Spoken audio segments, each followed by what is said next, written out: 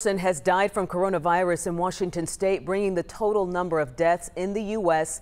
to 7 people. The virus has now been confirmed in at least 13 states, including right here in Texas. And the people who protect us are preparing their own plan of action in the event they encounter someone with coronavirus. Rebecca Lopez shows us how first responders in Dallas deal with infectious disease.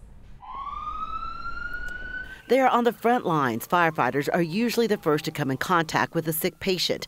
In Kirkland, Washington, around 20 firefighters are under quarantine after possibly being exposed to the coronavirus. All we can really do at this point is to take some precautions whenever we run on a patient that is suspected of having the symptoms of the coronavirus. Currently, there are no COVID-19 cases in Dallas or Tarrant County, but fire departments are taking precautions. In Dallas, 911 dispatchers are getting more information from people with respiratory problems before sending in paramedics. Then our first responders would get a red flag if they were called to that home, and they would know that and could take precautions.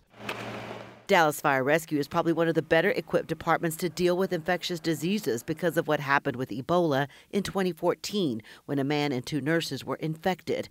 DFR had to quarantine firefighters and an ambulance that were in contact with the Ebola patient. We actually have some kits that were made up after that have the gowns, that have the shields, that have all the things in one package. If firefighters suspect they are dealing with a coronavirus patient, they are told to immediately put a mask on the person and put their own safety equipment on. This time around, it's fairly common knowledge of what we need to do. County Judge Clay Jenkins has one request from the public: don't hoard masks that are needed by first responders and people who are sick. So please stop buying masks. They won't keep you safe.